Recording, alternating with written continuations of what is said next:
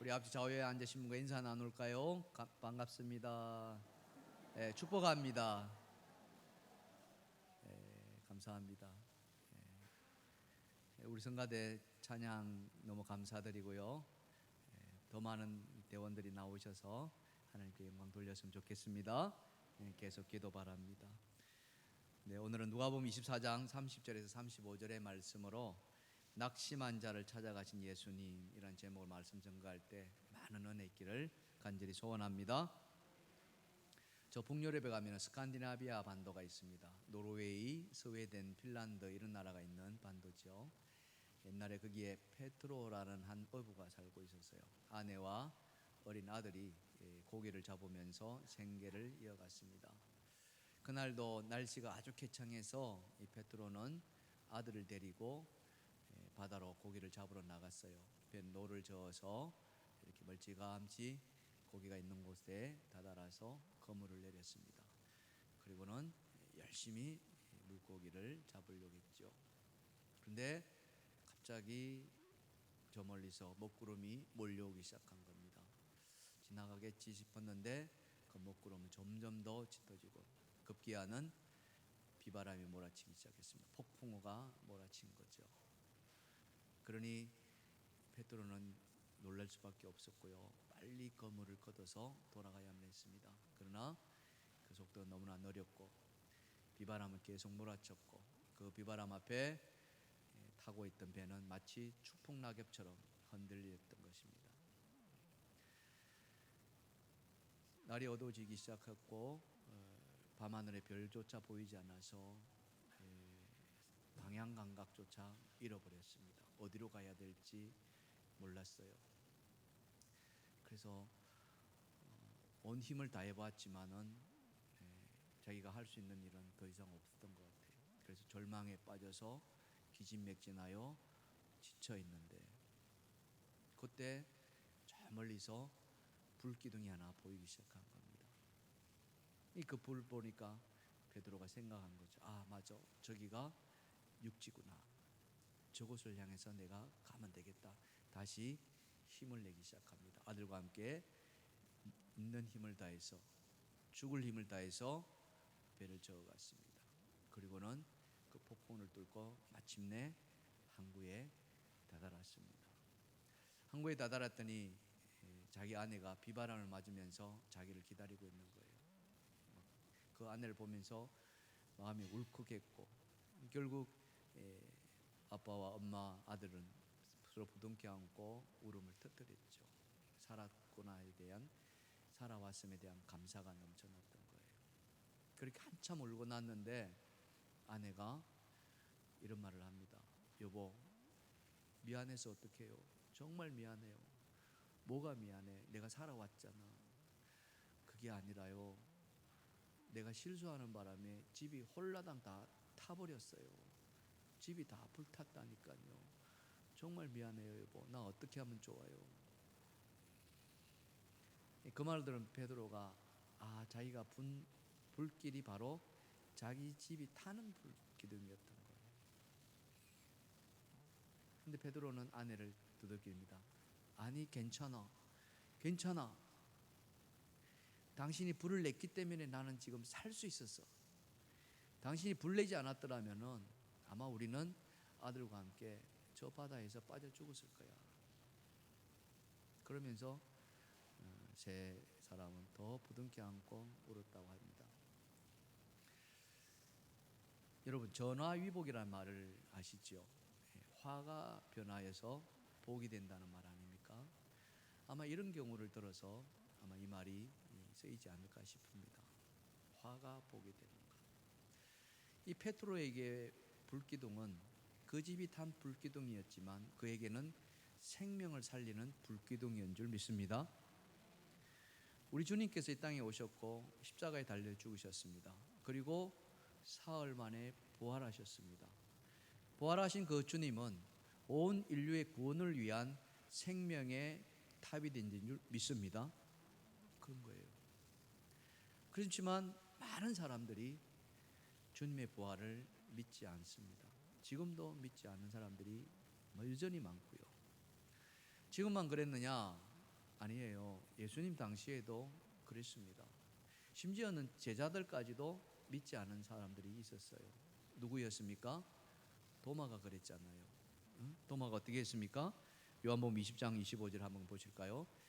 다른 제자들이 그에게 이르되 우리가 주를 보았노라 하니 도마가 이르되 내가 그의 손에 못자국을 보며 내 손가락을 그 못자국에 넣으며 내 손을 그 옆구리에 넣어보지 않고는 믿지 아니하겠노라 하니라. 도마가 누굽니까? 예수님을 쫓아다녔던 제자였잖아요. 그런 제자가 지금 뭐 하고 있습니까? 내가 눈으로 보지 않고는, 내 손으로 만져보지 않고는 믿지 않겠다고, 이런 모습을 보인다는 것. 오늘 본문에 등장하는 또 다른 대자가 있습니다. 이들 역시도 도마와 비슷한 것 같아요. 그들은 예수님의 12제자에는 속하지 않았지만은 예수님을 따라다녔던 제자였으면 틀림없습니다. 이들에게도 예수님의 부활 소식이 들렸겠죠. 하지만 그들 역시 도마처럼 믿지 않고 예루살렘을 떠나버렸어요. 어디로 갔습니까? 엠마오로 갔다는 거예요.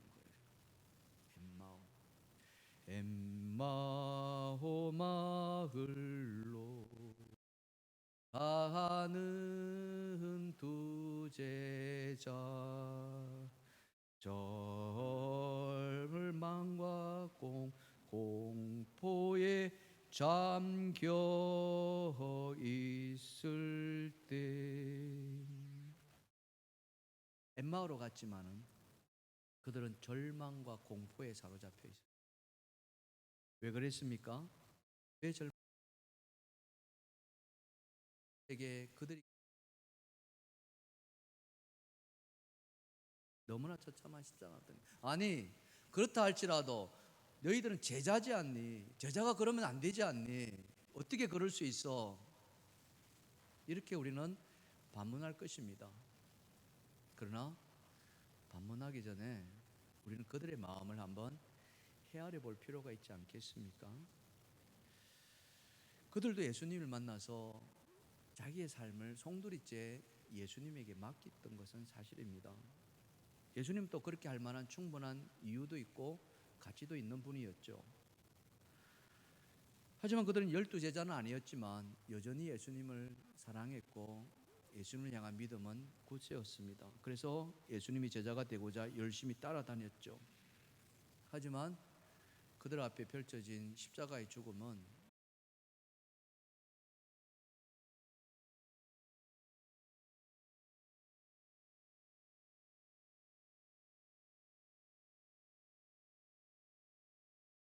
생각했을 겁니다. 아니 어떻게 그럴 수가 있습니까? 예수님이 하나님이시라면서요, 하나님의 아들이시라면서요, 하나님이 가진 모든 권능을 다 가졌다면서요. 그렇다면은 예수님 저들을 다 물리잖아요.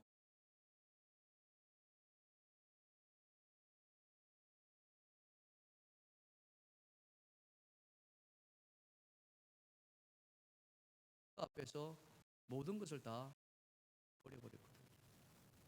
왜 그랬을까요? 왜 예수님은 그 십자가 앞에서 정말 무기력하게 죽으셔야 했을까요? 성경은 우리에게 말씀합니다. 그것은 하나님의 뜻을 이루기 위함이었다. 자, 이사야서 53장 7절 말씀입니다. 그가 곤욕을 당하여 괴로울 때에도 그의 입을 열지 아니하였으며 마치 도수장으로 끌려가는 어린 양과 털 깎는 자 앞에서 잠잠한 양같이 그의 입을 열지 아니하였도다. 예. 예수님 오시기 전에 수백 년 전에 이사야 선지자를 통해서 예수 그리스도의 말씀을 증거했습니다. 예언했습니다. 그 예수 그리스도가 지금 보셨던 것처럼 어린 양과 같이 털 깎는 자 앞에서 잠잠했다고 이야기를 합니다. 단 한 번도 거부하지 않았다는 거죠. 사도 바울은 이것을 어떻게 증거했습니까? 빌립보서에 보면은 이렇게 사람의 모양으로 나타나사 자기를 낮추시고 죽기까지 복종하셨다. 복종하신 거예요.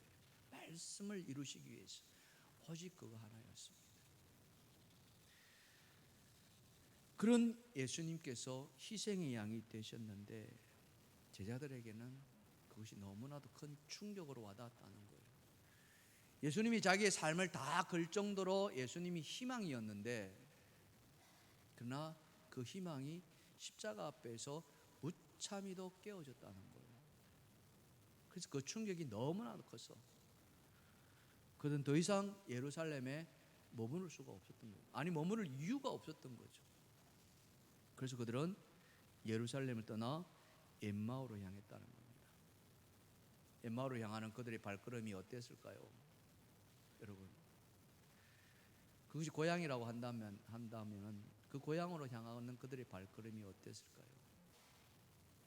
거꾸로 한번 생각해 보십시다. 그들이 예수님을 쫓아다닐 때 그들의 발걸음은 어땠습니까? 그것은 아마 희망에 부풀은 발걸음이었을 것입니다.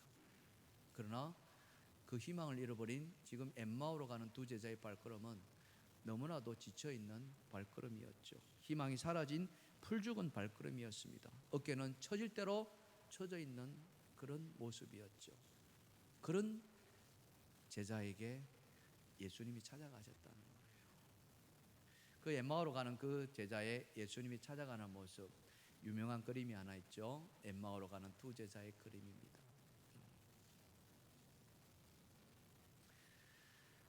우리 함께 찬양 한번 불러볼까요? 엠마오로 가는 두 제자 한번 같이 한번 불러봅시다. 엠마오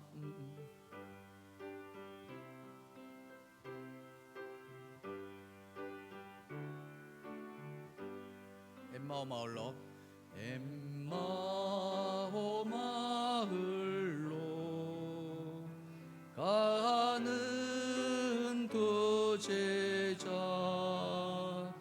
정과 공포에 잠겨 있을 때 주 예수 그들에게 나타나시사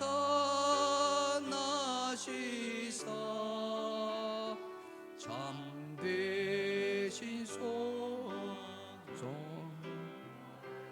보여주셨네.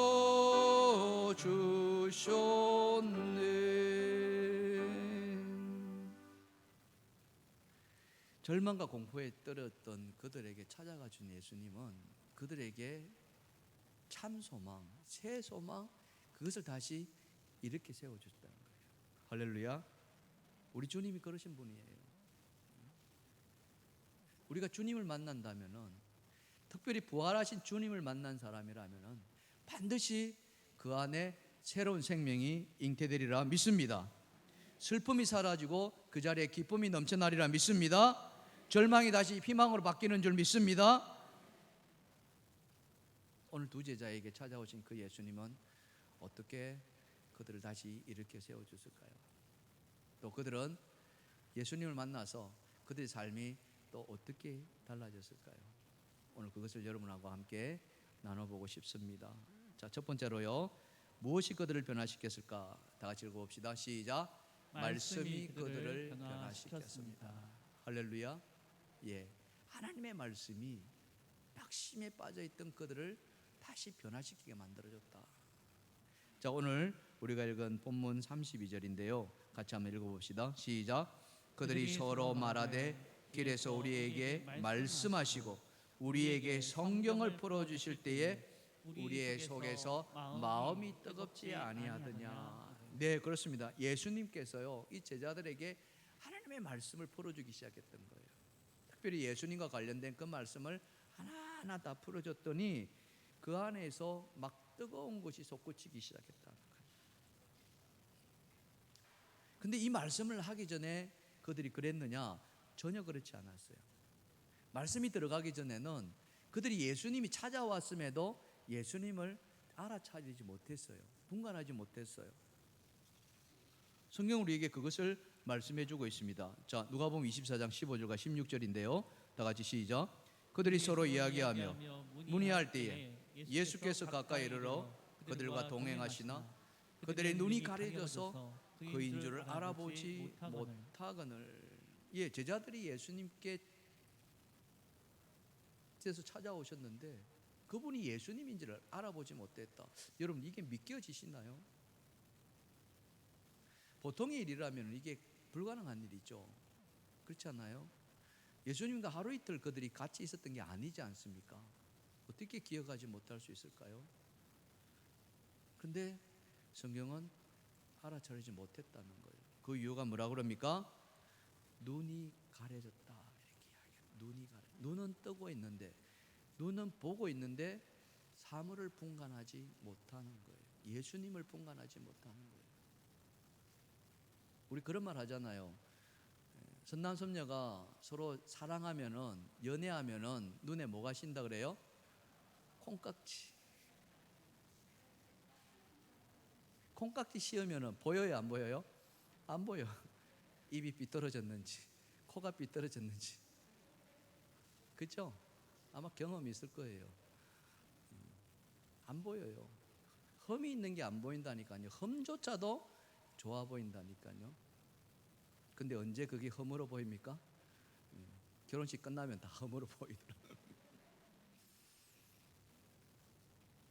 씌워졌다는 거예요. 보는데 안 보이는 거예요. 여기 가려졌다는 말은 누군가에 의해서, 뭔가에 의해서 덮어 씌워졌다는 의미거든요. 그래서 그들은 예수님임에도 분간하지 못했다는 거예요. 그런 제자를 보면서 예수님이 어떤 마음이 들었을까요? 여러분 한번 생각해 보세요. 제가 갔는데, 담임 목사님 제가 갔는데 여러분이 저를 알아보지 못하고 막 반하면 제 마음이 어땠을까? 똑같은 거예요. 야, 얘들아, 내가 왔어. 내가 사흘 만에 부활했다니까. 부활한 내가 예수야. 근데 그들은 그 예수를 알아보지 못했다는 거예요. 그러니 예수님의 마음이 얼마나 힘들었겠습니까? 근데 예수님은 분명하게 말씀드렸거든요. 제자들한테 내가 죽을 텐데, 그러나 죽지 않고 3일 만에 내가 부활할 것이야. 그걸 제자들에게 말씀했어요. 그것도 한두 번 말한 것이 아니라 불과 3번씩이나 말했어요. 자, 마태복음에 보시면은 마태복음 16장 21절에 이렇게 말씀합니다. 이때로부터 예수 그리스도께서 자기가 예루살렘에 올라가 장로들과 대제사장들과 서기관들에게 많은 고난을 받고 죽임을 당하고 제3일에 살아나야 할 것을 제자들에게 비로소 나타내시니. 아멘. 많은 고난을 받고 죽임을 당하고 제3일에 살아나야 할 것이다. 이것을 한 번 말한 것이 아니라 연거푸 3번을 말했다고 성경은 기록하고 있어요. 마태복음 16장에도 기록하고 있고요, 18장에도 기록하고 있고요, 20장에도 기록하고 있습니다. 여러분 나중에 한번 찾아보십시오. 그렇다면 그 제자는 예수님의 그 부활하심을 믿었어야 했거든요. 안 믿었을까요? 저는 믿었다고 생각해요. 그렇게 생각이 되더라고요. 그런데 그 믿음이 무너져 버렸다니까요. 말씀을 들을 때는 그래 예수님 살아날 거야 했지만은 예수님의 십자가 앞에는 그들은 처참하게 그 사실이 무너졌다는 거예요. 분명히 예수님이 3번씩이나 말할 때는 이것은 틀림없는 사실이야, 우리가 지금 말로 한다면 팩트야, 이렇게 했단 말이에요.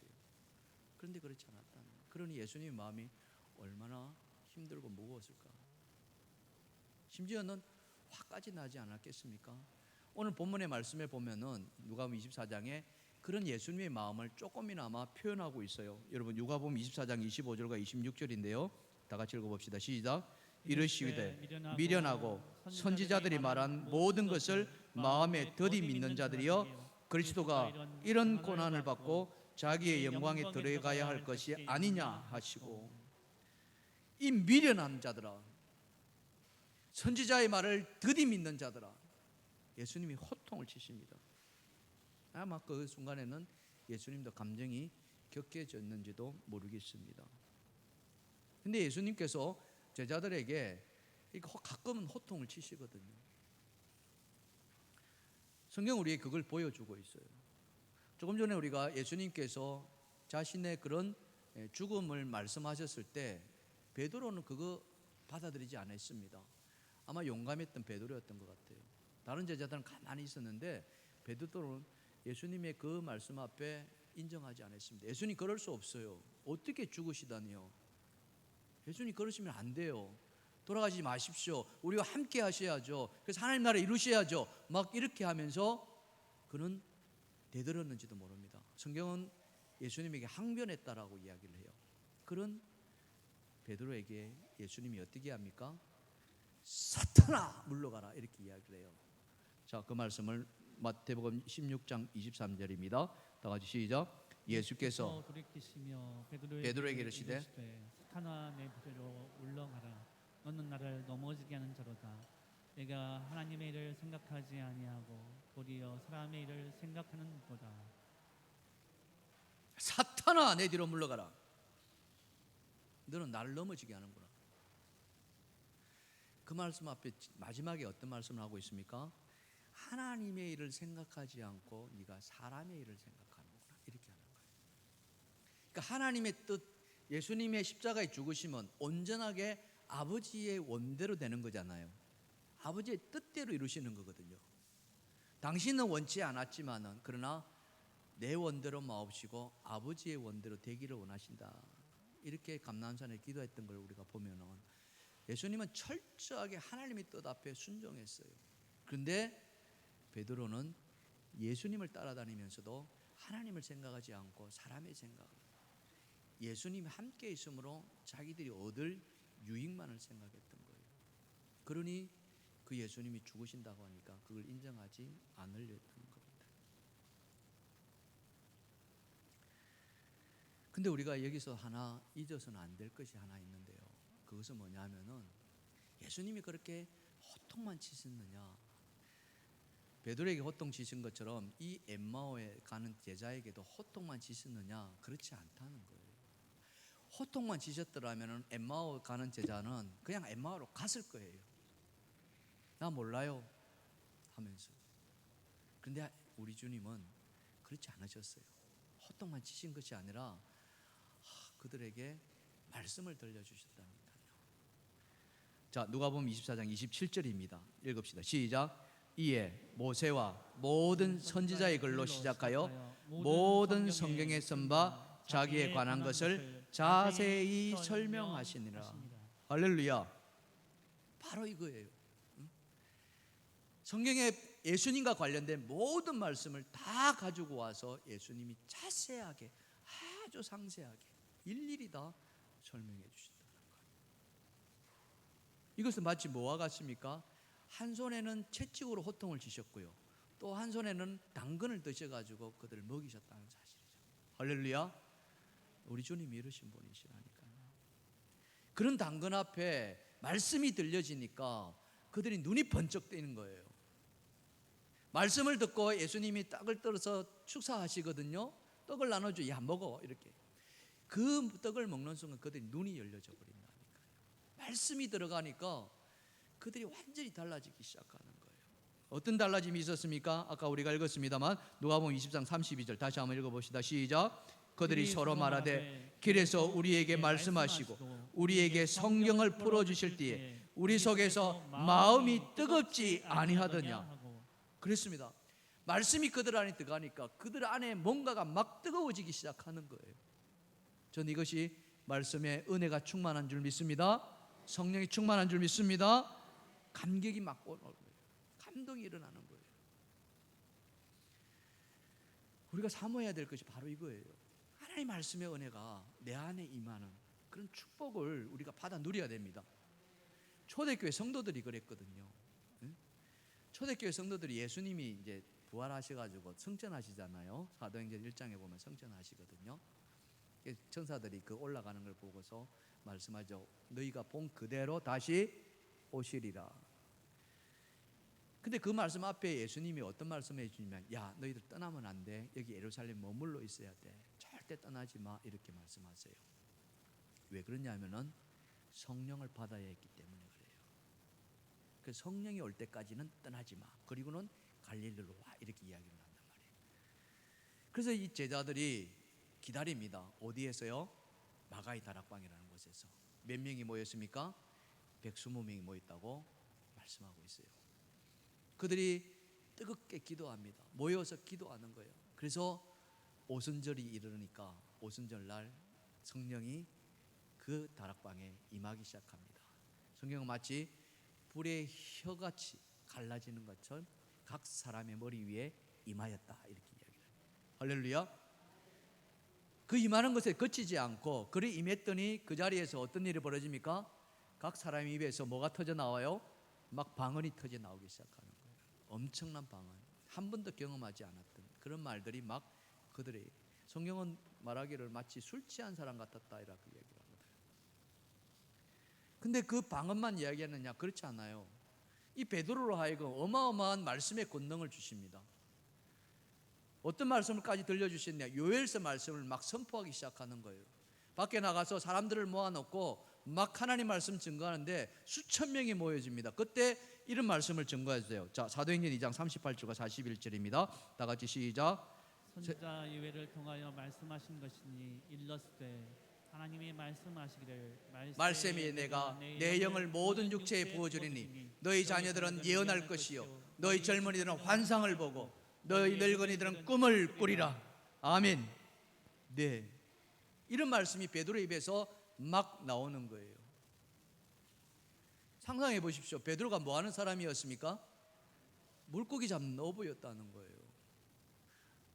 그런 어부가 어떻게 이런 말을 할 수가 있겠습니까?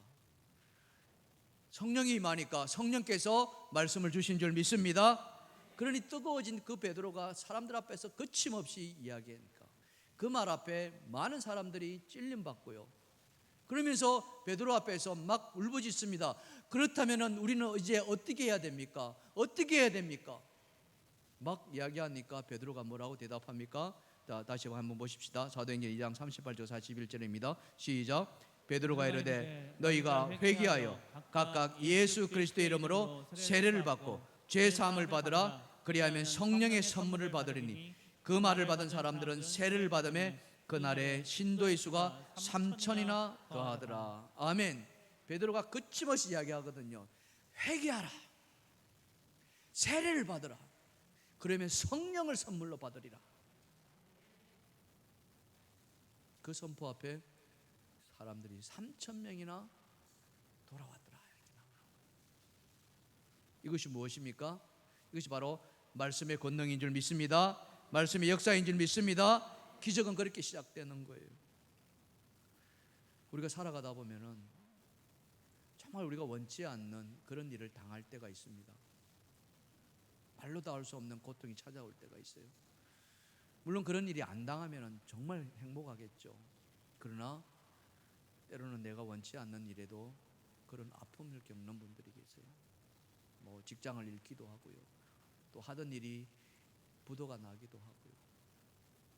심지어는 육신의 아픔이 찾아오고 질병이 찾아오고. 그럴 때 우리는 실망하거든요. 낙심하거든요. 엠마오 가는 두 제자들도 그랬습니다. 그런데 주님이 찾아가 주시고 부활하신 예수 그리스도를 통해서 하나님의 살아있는 말씀이 그에게 들어가니까 그 낙심에 찼던 그 두 사람이 뒤집어진 거예요.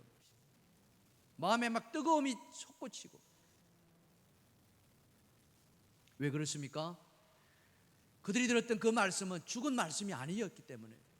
하나님의 말씀은 살아있는 말씀인 줄 믿습니다. 성경은 우리에게 그것을 증거하고 있어요. 자, 히브리서 4장 12절입니다. 하나님의 말씀은 살아있고 활력이 있어 좌우의 날선 어떤 것보다도 예리하여 혼과 영과 및 관절과 골수를 찔러 쪼개기까지 하며 또 마음의 생각과 뜻을 판단하느니라. 사랑하는 성도 여러분, 하나님의 말씀 우리를 뜨겁게 하는 줄 믿습니다. 하나님의 말씀 우리의 마음을 깨우치게 하는 줄 믿습니다. 이제 그 말씀에 더 가까이 나아가십시오. 하나님의 말씀을 더 가까이 사모하십시오. 우리 주님께서 함께하여 주실 줄 믿습니다. 낙심했던 우리를 다시 일으켜 세워주실 줄 믿습니다. 희망을 부르게 해줄 줄 믿습니다. 그러면 되는 거예요. 그러면 우리는 다시 소성할 수 있는 놀라운 축복의 자리로 나아갈 줄 믿습니다.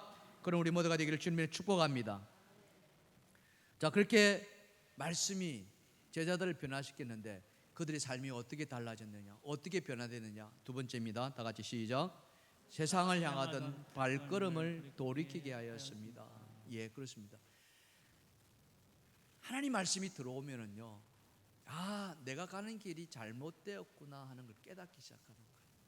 그리고는요, 가던 길을 멈춰서 돌아서게 만든, 이걸 회심이라고 이야기를 합니다. 회심. 우리 안에 그런 회심의 축복이 있기를 간절히 소원합니다. 오늘 자 본문을 보실까요? 누가복음 24장 33절입니다. 시작. 곧 그때로 일어나 예루살렘에 들어가 보니 그러한 제자 및 그들과 함께한 자들이 모여 있어. 예, 그렇습니다. 그들이 가는 방향이 이제 달라지기 시작하는 거예요. 조금 전까지만 하더라도 그들은 어디를 향했습니까? 엠마오로 가고 있었어요. 근데 그 엠마오에서 방향을 틀어버려요. 뒤집어 버려요. 그리고 어디로 갑니까? 예루살렘으로 가는 거예요. 여러분, 그들이 엠마오로 간 이유는 무엇이었겠습니까? 겉으로 보면은 그들이 고향집을 찾아서 갔다라고 우리는 볼 수 있는데요, 단지 그것만이 이유였을까요? 우리가 말씀을 좀 더 깊이 들여다보면은, 말씀을 좀 더 깊이 연구하다 보면은 꼭 그렇지 않다는 것을 또 알게 됩니다. 원래 예수님께서 십자가에 죽으시기 전에 어떤 말씀을 남겼냐면은 내가 부활하고 나서 갈릴리로 갈 것이다 라고 예언하셨거든요. 갈릴리로 갈 거야. 자, 한번 보실까요? 자, 마가복음 14장 27절과 28절입니다. 예수께서 제자들에게 이르시되 너희가 다 나를 버리리라. 이는 기록된 바 내가 목자를 치리니 양들이 흩어지리라 하였습니다. 그러나 내가 살아난 후에 너희보다 먼저 갈릴리로 가리라. 자, 여기 말씀을 잘 보세요. 너희보다 먼저 갈릴리로 가리라. 그럼 너희도 가요 안 가요? 간다는 말이에요. 너희도 갈 텐데 내가 먼저 갈 것이다, 이렇게 말씀하는 거예요. 그러면 내가 먼저 가니까 너희도 나중에 어떻게 해요? 갈릴리로 와라, 이 이야기 있단 말이에요. 이게 이제 묵상을 통해서 우리가 깨달아야 되는 거예요. 그런데 지금 이 엠마오 두 제자는 어디로 가고 있어요? 갈릴리로가 아니라 엠마오로 간다는 거예요. 자, 이 엠마오가 어디 있느냐? 지도를 잠깐 보시면은 보세요. 동그라미 쳐진 게 저기가 엠마오입니다. 그 옆에 뭐가 있어요? 예루살렘이 있어요. 동서남북을 보면은 예루살렘에 비해서 저 엠마오가 서쪽이에요. 저 갈릴리 호수가 어디에 있습니까? 북쪽이에요. 예수님께서 먼저 갈릴리로 간다는 것은 내가 북쪽으로 가리라, 너희도 북쪽으로 와라 그랬는데 지금 어디로 가고 있어요? 서쪽으로 가고 있는 거예요. 자, 이 장면을 생각해 보시면 구약에 누가 나옵니까? 요나가 나와요. 요나가 하나님께서 니누에 성으로 가서 말씀을 선포하라는 했거든요. 니누에가 어디냐면 저 북쪽에 있어요. 근데 이 요나가 어디로 갑니까? 다시스로 가요. 근데 다시스가 어느 방향입니까? 저 서쪽이라니까요. 서쪽. 북으로 가야 될 요나가 서쪽으로 가는 거예요. 북으로 가야 될 제자가 서쪽인 엠마오로 가고 있다니까요. 여러분, 공통점을 이해하시겠습니까? 믿음이 식어지고요, 하나님 말씀이 들어가지 않으면, 순종을 하지 않으면 말씀을 따라 살아가지를 않는 거예요. 그렇게 거역하는 거예요. 근데 그렇게 가는 것이 희망이 있는 곳입니까? 사람의 생각은 그럴 수 있습니다. 그러나 주님이 그곳에 함께하지 않으신다는 거예요. 우리는 그것을 기억해야 되는 것입니다. 엠마오로 가는 두 제자, 왜 그들이 북으로 가지 않고 서쪽으로 갔을까? 그것은 아까도 말씀드렸습니다마는 그들의 앞에 보여진 그 십자가의 죽음이 그들이 감당할 수 없는 충격이었기 때문에.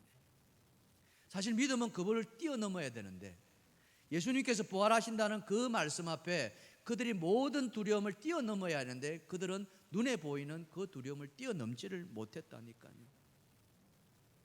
그런 저 십자가의 죽음이라면은 주님이 부활하셨다고 하더라도 나는 믿을 수가 없다. 그래서 내려놨다는 거예요. 사실 우리도 예수님의 그 고난을 영화 같은 걸 통해서 많이 경험합니다. 직접 우리는 눈을 보지 못했지만 영화에서 그것을 표현해냈죠. 예수님 십자가 죽음 앞에서 먼저 채찍 맞으십니다. 근데 역사가들이 말하기를 그 채찍에는 그 가죽끈 끝에 뭐가 달려있냐면은 쇠 조각이 달려있다 그래요. 또 날카로운 뼈 조각이 달려있다 그래요. 그래서 채찍을 맞으면은 그 몸에 맞은 살점들이 막 떨어져 나간다는 거예요. 여러 번 맞다 보면은 이 막 살이 패이고 심지어는 뼈까지 보일 정도로 뼈가 어스러진다고 이야기를 합니다. 예수님의 그 십자가의 죽음 앞에 이미 채찍 맞음으로 예수님은 거의 초죽음 상태가 되었다고 증거하는 거죠. 그것을 제자들이 다 본 것이에요. 그리고는 십자가에 죽으셨다는 거예요. 그러니 그들이 생각했던 그런 믿음이 와장창 다 무너진다. 엄청난 그런 고난 앞에, 그 죽음 앞에 그들의 눈이 마치 눅눅듯이 확 다 녹아버렸다는 거예요. 그래서 제자들은 갈 수가 없는 거예요. 북으로 갈 수가 없는 거예요. 말씀도 잃고 믿음도 잃어버렸습니다. 그들이 찾아온 것은 실망감밖에 없었고 낙심하는 것밖에 없었어요. 더 나아가서 절망감이었겠죠. 그들의 심정이 어땠을까요? 울고 싶지 않았을까요? 울고 싶. 여러분 옛날, 지금은 돌아가서 고인이 되었습니다만 이남희 씨라는 분이 있었어요. 이분이 이 노래 한 곡으로 히트를 쳤죠. 울고 싶어라. 이렇게 시작하지 않습니까? 울고 싶어라, 울고 싶어라 이 마음. 제자들이 그런 마음을 지금 울고 싶은 거예요. 사랑은 가고 친구도 가고 모두 다 갔고 예수님도 가고 희망도 가고 하나님 나라도 다 가버렸고 모든 희망이 다 사라져버려요. 한순간에 다 무너져요. 사탄은 우리의 믿음을 송두리 짜자가려고 그렇게 호신탄탄 노린다고 하지 않습니까? 틈만 나면은 그냥 우리를 집어 삼켜버리잖아요. 속절없이 무너져버립니다. 이들이 믿음이 없었겠습니까? 여러분 베드로가 믿음이 없었겠습니까? 예수님이 붙잡혀 갈 때 3번씩이나 부인할 정도로 베드로의 믿음이 없었겠습니까? 아니에요. 믿음이 있었습니다. 그런데 그에게 찾아오는 두려움과 공포는 그 믿음을 넘어서 버렸다는 거예요. 아무것도 아닌 것을. 엠마오로 가는 두 제자에게 그들에게 믿음이 없어서 아니에요. 그들이 찾아온 그 두려움과 그 공포가 그들을 무너뜨린 거예요. 그런데 그 가운데 예수님이 찾아오시고 이게 너무 중요해요. 사랑하는 성도 여러분, 주님을 잊지 마시길 바랍니다. 부활하신 주님을 꼭 모시길 바랍니다. 주님 이름 다 잃어버린 거예요. 근데 주님이 뭐라고 말씀하십니까? 내 말을 잊어서는 안 된다. 요한복음에 보면요, 내 계명을 지키는 자라야 나를 사랑하는 자라고 말씀하거든요. 나를 사랑하는 자는 내 아버지께도 사랑을 받을 것이요 나도 그를 사랑하여 그에게 나를 나타내리라고 말씀하신단 말이에요. 내 말을 잊어서는 안 돼. 하나님의 말씀을 잊지 마라. 말씀만 기억해라. 아무리 어려움이 찾아오더라도, 아무리 힘든 일이 있더라도, 아무리 두렵더라도 살아계신 하나님의 말씀을 잊어버리지 마라. 주님께서 그들에게 찾아가셔서 하나님의 말씀을 들려주셨더니 그들의 눈에 비늘이 벗겨지고 감겨졌던 눈이 뜨여지고 예수 그리스도를 발견하니까 그 안에서 솟구쳐 오르는 뜨거움이 있었다는 거예요. 할렐루야. 바로 이것이에요. 이것이 주님께서 우리에게 주시는 놀라운 은혜죠. 그랬더니 그들이 발걸음이 돌아설 수밖에 없다는 거예요. 낙심한 채로 실망을 안고 서쪽으로 향했던 그 발걸음이 다시 예루살렘으로, 제자들이 있는 그곳으로 다시 돌아갔다고 성경은 이야기합니다. 자, 누가복음 24장 33절입니다. 시작. 곧 그때로 일어나 예루살렘에 돌아가 보니 열한 제자미 그들과 함께한 자들이 모여 있었다. 바로 일어나서 지체할 필요가 없어요. 여러분 은혜가 임하십니까? 여러분 은혜가 임하십니까? 임하시면은요 지체하지 마십시오. 그 내일 하면 돼, 모레 하면 돼 이렇게 할 필요 없어요. 지체 없이 그 그 은혜 앞에 여러분 응하시기를 주님을 축원합니다. 지금 이 제자들의 발걸음이 어땠을까요? 엠마오로 향하는 그 발걸음은요, 삶에 지치고 예수님의 그 십자가의 죽음 앞에 두려움에 떨는 그런 지쳐있는 발걸음이었지만, 풀이 죽은 발걸음이었지만, 주의 말씀이 들어가서 다시 생기가 돋아나니까 그 발걸음은 뜀박질하는 발걸음으로 변한 줄 믿습니다. 이제는 급해진 거예요. 왜요? 증거해야 되니까.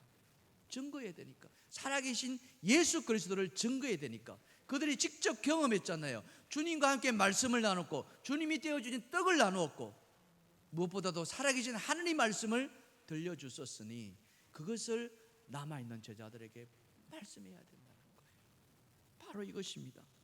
예수를 만난 우리, 부활하신 예수 그리스도를 소유한 우리가 해야 할 일이 있다면 무엇이겠습니까? 성경은 말씀하시죠. 예수님께서 말씀하십니다. 사도행전 1장 8절에 성령이 너희에게 임하시면 너희가 권능을 받아 예루살렘과 온 유대와 사마리아와 땅끝까지 이르러 내 증인이 되리라. 할렐루야. 증거하는 삶을 우리가 살아야 되는 줄 믿습니다. 그래서 이 엠마오로 가는 제자는 달려간 거예요. 달려간 거예요. 부활의 주님은 바로 그런 은혜를 우리에게 부어주십니다. 그래서 생명을 불어넣어 주시는 거예요. 마치 달려가는 기관차 같이 막 뜀박질하고 그들에게 달려갔습니다. 자, 누가복음 24장 35절 마지막 절입니다. 시작. 두 사람도 길에서 된 일과 예수께서 떡을 깨심으로 자기들에게 알려주신 것을 말하다. 아멘. 예, 이제 증거하는 것이 달라진 거예요. 이제는 달라졌어요. 그래서 그들의 입에서 나오는 예수를 증거하기 시작했던 겁니다. 바로 이것입니다. 사랑하는 성도 여러분, 우리가 해야 할 일이 있다면 무엇이겠습니까? 우리는 무엇을 향해서 달려가고 있습니까? 우리가 바라는 것은요, 이 땅의 것이 다가 아니에요. 성경은 우리에게 말씀하지 않습니까? 고린도서 4장 18절 시작. 우리가 주목하는 것은 보이는 것이 아니요 보이지 않는 것이니 보이는 것은 잠깐이요 보이지 않는 것은 영원함이라. 그렇습니다. 우리가 주목하는 것은요, 보이는 것이 아니라는 거예요. 천국을 소유한 하나님의 자녀라면 이제 부활의 예수와 함께 살아가기 때문에, 살아있는 하나님의 말씀을 가지고 살아가기 때문에 이제는 우리는 삶이 달라져야 한다. 저는 간절하게 바랍니다. 지금 이제 정부에서도 코로나가 거의 다 이렇게 풀어지는 그런 모습을 보여줍니다. 내일부터는 이제는 다 해제된다고 이야기합니다. 교회에서 식사도 마음껏 하게 한다고 합니다. 아직도 그러나 염려함으로 말미암아 교회에 나오지 못하는 우리 성도들이 있습니다. 여러분, 그분들을 위해서 기도하십시다. 그분들이 빨리 교회로 나올 수 있도록 기도하십시다. 그분이 나오지 않는다고 탓하기 전에 먼저 저들에게 우리 주님께서 찾아가 달라고 기도하십시다. 말씀을 넣어달라고 기도하십시다. 그래서 그들이 용기를 가지고 다시 말씀이 있는 이곳으로, 하나님 은혜가 있는 이곳으로 나오게 해달라고 기도하십시다. 그런다면 이 동일교회가 다시 한번 과거의 영광을 되찾으리라 믿습니다. 하나님의 은혜가 폭포수와 같이 부어지는 그런 은혜의 영광이 찾아오리라 믿습니다. 그날을 위해서 우리 함께 기도하십시다. 이 시간 우리 함께 기도하지 않으시겠습니까?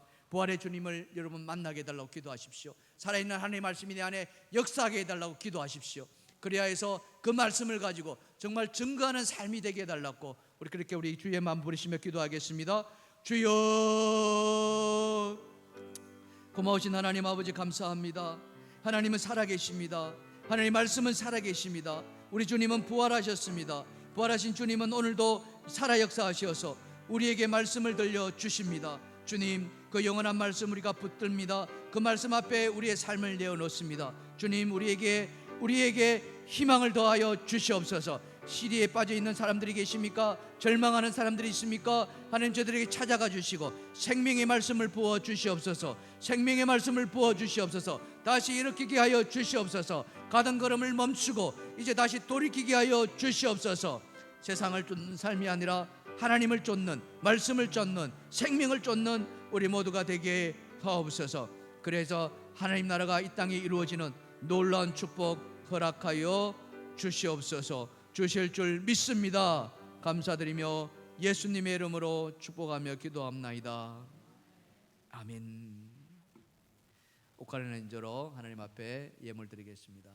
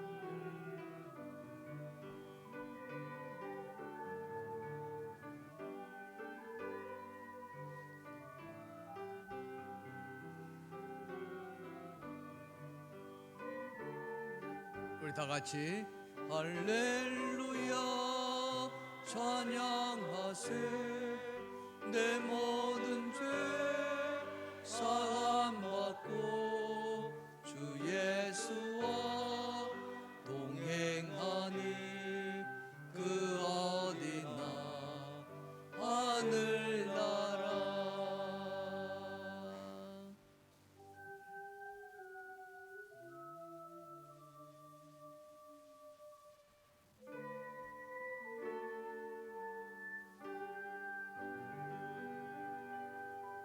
할렐루야. 아멘. 그렇습니다. 주 예수와 동행할 때 그 어디나 하늘나라인 줄 믿습니다. 시리에 찬 엠마오로 가는 두 제자에게 예수님이 찾아갔을 때 그 자리가 바로 하나님 나라가 이루어진 줄 믿습니다. 그 자리에서 그들이 돌이키고 다시 예루살렘으로 회복하는 그 놀라운 은총, 그 은총이 오늘도 우리에게 임할 줄 믿습니다. 축복해 주시니 감사합니다. 말씀 들려주시니 감사합니다. 이 말씀에 따라서 오늘도 우리가 승리하며 살아가게 하옵소서. 아버지 하나님, 오늘도 주님 앞에 나올 때 빈손으로 나오지 않고 하나님 은혜에 감사해서 많은 예물 올려드립니다.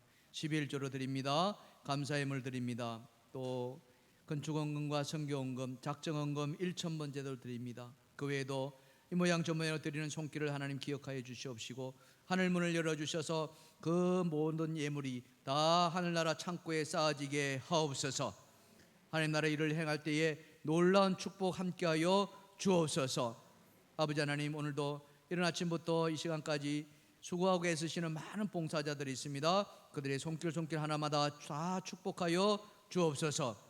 아버지, 반주자로 애쓰시는 분들, 방송실에서 애쓰시는 분들, 또 강단의 꽃꽂이를 위해서 애쓰신 분들, 청소로 애쓰신 분들, 모든 안내로 애쓰시는 분들, 이 모든 성도들의 삶을 하나님 축복하시고 형통의 삶을 허락하여 주시옵소서. 모든 영광 하나님 앞에 올려드리며 우리 주 예수님의 이름으로 기도합나이다. 아멘. 네, 소식지가 올라왔는데요. 참 오랜만에 이렇게 오신 분들이 계시다고 올라왔습니다. 산부 반주자이신 이경신 집사님과 또 아들 문성은 님께서 이렇게 오셨다고 이렇게 왔고요. 네, 감사합니다. 이미래 집사님도 오랜만에 오셨다고 합니다. 우리 환영의 박수 부탁드릴까요? 네, 할렐루야, 감사합니다. 잘 오셨습니다. 잘 오셨습니다. 하나님의 은혜인 줄 믿습니다. 네, 감사합니다. 더 많은 분들이 다시 이 자리를 회복하기를 우리 함께 기도하십시다. 그럼 또 다음 주엔 또 다른 분이 또 찾아오실 줄 믿습니다. 안수 집사님들 광고가 있는데요. 예배 후에 컨테이너에서 모임이 있다고 합니다. 다 참석해 달라고 부탁드려왔습니다. 우리 표 제창하겠습니다. 예배로 회복되고 세워지는 교회, 예배로 회복되고 세워지는 교회. 선포한 대로 이루어질 줄 믿습니다. 송영하겠습니다. 1절만 하겠습니다.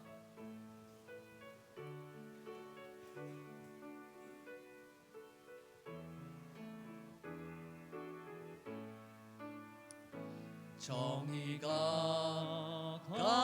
강물처럼 평화가 들불처럼 사랑이 햇빛처럼 하나님 주신 생명보 들모 비전을 함께 가는 길 주의 약속 굳게 믿으며 7번 넘어져도 약속을 굳게 믿으며.